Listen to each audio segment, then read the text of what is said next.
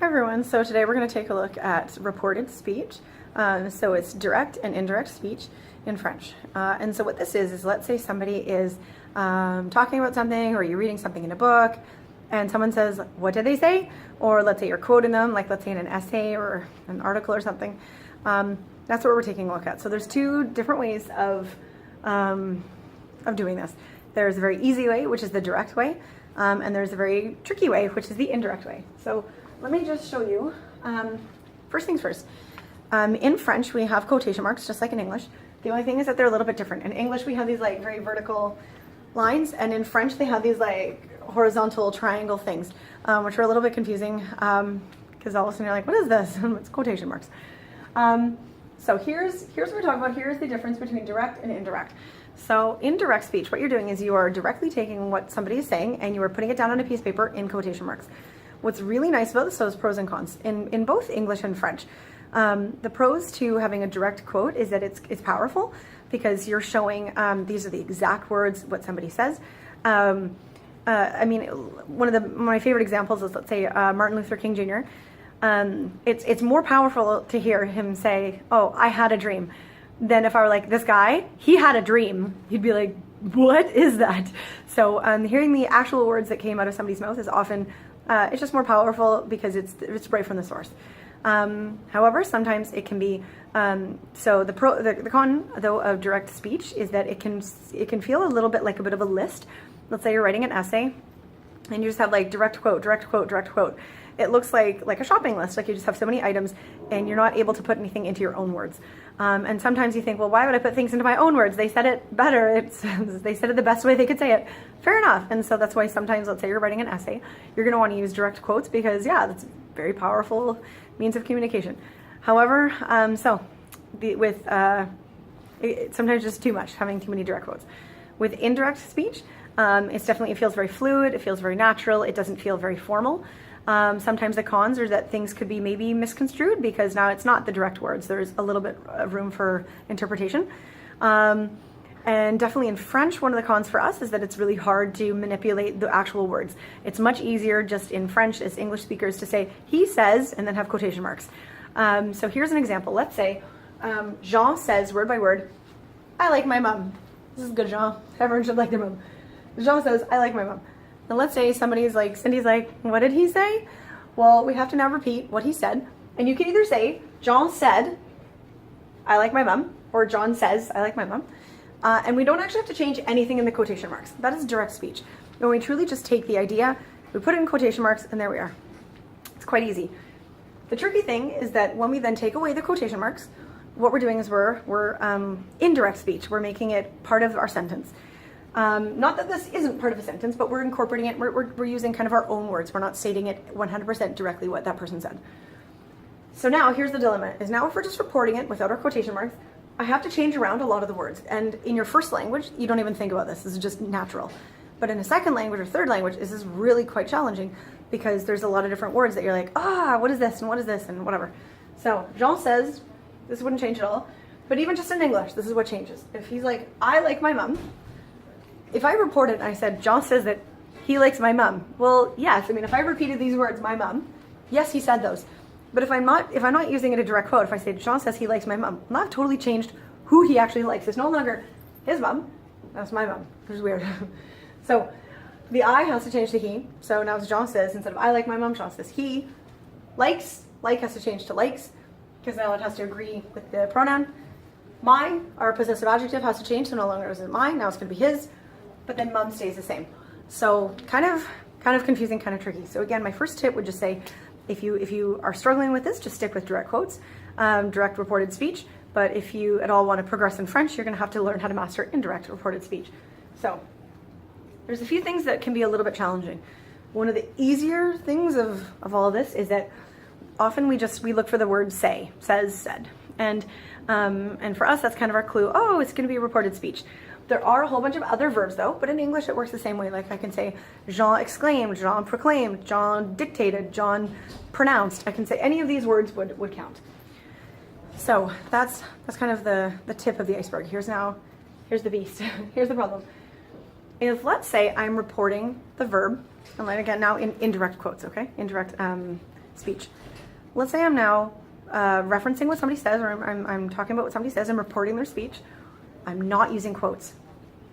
If the verb that I'm reporting, if the verb that I'm using to report is in the present tense, like Jean says and not Jean said, let me just actually write this here. So this should be Jean says, and over here this is Jean said. So Jean says something's going on. If it's in the present tense, you keep it in the present tense, which is kind of nice. If it's in the imperfect, you keep it in the imperfect. If my report is happening in the present tense, none of this changes. So again, let's say Jean says, I like my mom. Cindy's like, what did he say? I could say Jean says that he likes his mom. So the verb that he uses, I have to change it to match him, but it can still say in the present tense. The dilemma is now if I'm reporting it in the past. So again, Jean says, I like my mom.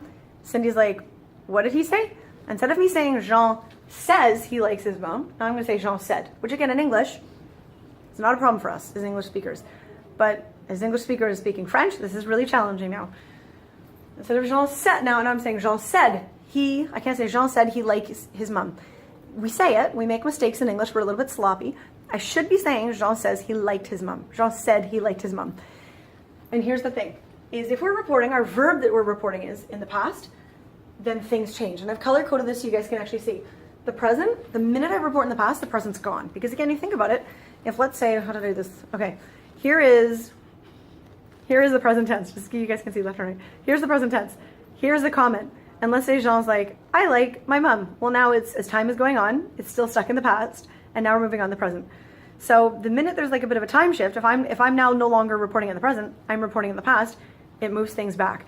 But if he says it in the present, we're in the present, nothing changes. It's like quite manageable. So Jean says here, he's like, I like my mom. Now I have to use the imperfect. And I have to say, and again, why the imperfect? Who knows? I've done a whole bunch of reading on this. I can't find any reason. It's just the imperfect. Because you might be thinking, well, then why not the passé composé? I agree. Fair enough. Like in our English minds, that would make sense. The rule is imperfect. So if it's like Jean says, I like my mom. Now in French, I have to say Jean said he liked his mom. Jean a dit qu'il aimait sa mère. And I have to use the imperfect. If though, here's the weird thing. Let's say Jean says, he's like, I liked my mom. And he uses the imperfect. When I report it, I'm going to say Jean said he liked his mom. I'm still going to stick with the imperfect. So you think, well then, that's a little bit weird. Like, how do we actually know? I guess based on context. If, let's say he uses a passé composé. This is like really challenging. Let's say he's like, I liked my mom, and he uses a passé composé. I now have to, if I'm going to say Jean said he had liked his mom. It now has to go into the plus que parfait, which if you don't know the plus que parfait, it makes it really hard then. How are you going to use indirect speech when you're reporting something in the past that somebody said already in the past in the passé composé? Kind of challenging. But again, here's now the irony, is that if, let's say, Jean's like, I had liked my mom. I don't know why he would say that, but let's say he said that. Whatever is said in the passé composé, or in the plus que parfait, still stays in the plus que parfait. Even when I take away my quotations, Jean said, again, it's like the sort of thing up here. The minute it's present in imparfait, present becomes imparfait, but imparfait still stays imparfait. Same thing with plus que parfait. If it's said in the plus que parfait, and I'm reporting it using a verb in the past, then it now still stays plus que parfait. Here's another funny thing, is the future. Let's say Jean's like, I will go to the park. If I'm not reporting it, so let's give me an example in the present. I will go to the park. Jean says that he will go to the park. That's fine. But now instead of says, now it's said, moving it from the present to the past. Jean says that he will go to the park. Now it's Jean said that he would go to the park. And again, in English you think, but that wasn't his intention. Fine, but according to grammar rules, that's now what has to be said. Even though he's saying that it's like a definitive action. He's like, I will go to the park. And when we report it, you're saying, he would go to the park. And even though you're thinking, you're like, that's not what he was implying. He was not implying that there's a chance. He's implying it's a certainty, like it's not a probability. It's going to happen. He's going to go to the park. Fine, I agree with you. It's confusing, but those are the grammar rules. And I think that's why when we speak in English, we kind of skirt around those grammar rules, because there's a part of us that subconsciously you're like, that doesn't feel right. That actually totally changes the meaning. These are the rules. Whenever we report speech, if we report it in the present, it's fine. If we report it in the past, this changes. So that there is direct and indirect speech. The only things, just like I showed you with the example up here, that I give you, sorry, right here, things to think about when you're translating from English to French, sorry, is the pronoun has to change if you are removing the quotations, right? So I would now become he, je would now become il. The verb, although it may not necessarily change tense, like sometimes it does, if you're reporting it in the past instead of says, if it's said, but it still has to match the pronoun. So do you see how this, Jean, matches like I like, if that makes sense, I like. But now if I'm saying he likes and I'm referring to Jean, the like still has to now match the pronoun he. So the verb still might have to change to match the pronoun, even if it doesn't change to match the tense. And then finally, our possessive adjectives. If somebody's saying my, well, it's not my to you. Now it's going to be his or her to you. So those are kind of the general things to think about and remember. And good luck. Thanks.